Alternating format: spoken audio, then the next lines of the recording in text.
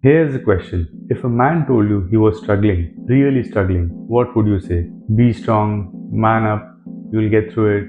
Now ask yourself, would you say that to a woman? Probably not. Because we have decided that men don't need comfort, they need commands. And that decision is killing them.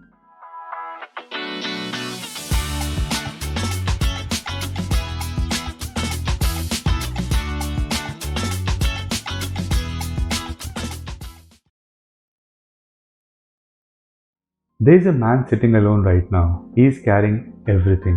The weight of his family's expectations, the pressure of unpaid bills, the fear that he is failing, the exhaustion of pretending he's fine. And nobody asks if he's okay because he is a man. And men don't break, but he is breaking. In India, 72% of suicides are men. Over 1 lakh men die by suicide every year, more than double the number of women. And here's the question nobody wants to answer. If so many men are breaking, why can't they ask for help? Because we taught them not to. Let's go back to childhood. A boy falls and scrapes his knee. He starts to cry, and immediately someone says, "मर्द को दर्द नहीं होता, रोना मत, strong बनो, ये emotions दिखाए तो weak लगोगे." And in that moment, something breaks. Not his knee, his permission to feel. He learns that pain is something to hide, that crying is shameful, that asking for help is weakness. So he stops, he buries it, and over years, that burial becomes his identity. I am fine becomes his default response, even when he is not, especially when he is not. Now, fast forward, that same boy is now a man, and the world has changed. Suddenly, the same society that told him don't show emotions is now saying be vulnerable, be emotionally available, share your feelings, don't be so emotionless. Wait, so first we tell him don't feel, then we tell him why don't you feel? First we say be strong, don't cry, and then we say why can't you open up? Do you see the trap? Men are stuck in an impossible contradiction. Be strong, but also be sensitive. Be the provider, but also be an equal partner. Don't show weakness, but also don't be emotionally unavailable. Be masculine, but not too masculine. And when they can't balance these contradictions, we call them failures. क्या problem है भाई? मर्द हो, strong रहो. The same strength we demanded, we now use as a weapon against them.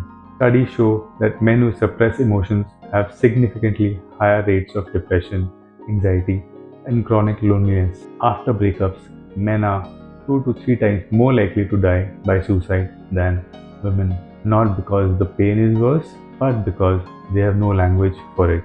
Women talk to friends, process emotions, seek support, but men, they sit alone, convince themselves they are fine, and slowly, quietly, they break.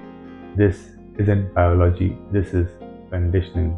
From childhood, boys learn a dangerous equation. Emotion is equal to weakness, asking for help is equal to failure, crying is equal to shame. So they build walls, they perform strength, they fake being okay, and the world rewards them for it. देखो कितना strong है, कुछ बोलता ही नहीं. But strength isn't silence, strength is honesty. And we have confused the two for so long that men are dying from the confusion. Now add modern pressures, unemployment, even graduates can't find jobs in their field. And when a man can't find work, it's not just a career failure, it's an identity failure. Because we still measure a man's worth by his salary. Dual income households are rising, but the family report card is still decided by one number. लड़के की salary कितनी है? If it's not enough, he's not enough. And here's the truth we are avoiding. What we call toxic masculinity is actually suppressed masculinity. It's not men being too masculine, it's men suppressing their humanity so hard that it comes out sideways as anger, as isolation, as silence, as violence against themselves. Because when you tell someone they are not allowed to feel, they don't stop feeling, they just stop knowing what to do with it. So, if we know this is happening, why don't we change? Because changing requires admitting we were wrong. It requires to say, "मर्द को दर्द नहीं होता" was a lie, a dangerous generational lie that we pass down as wisdom. And now men are paying for it with their mental health, with their relationships, with their lives. But the strongest men aren't the ones who never break. They are the ones brave enough to say, I am breaking. The strongest men aren't the ones who carry everything alone. They are the ones who ask for help when the weight gets too heavy. The strongest men aren't the ones who hide their pain. They are the ones who admit, I am not okay.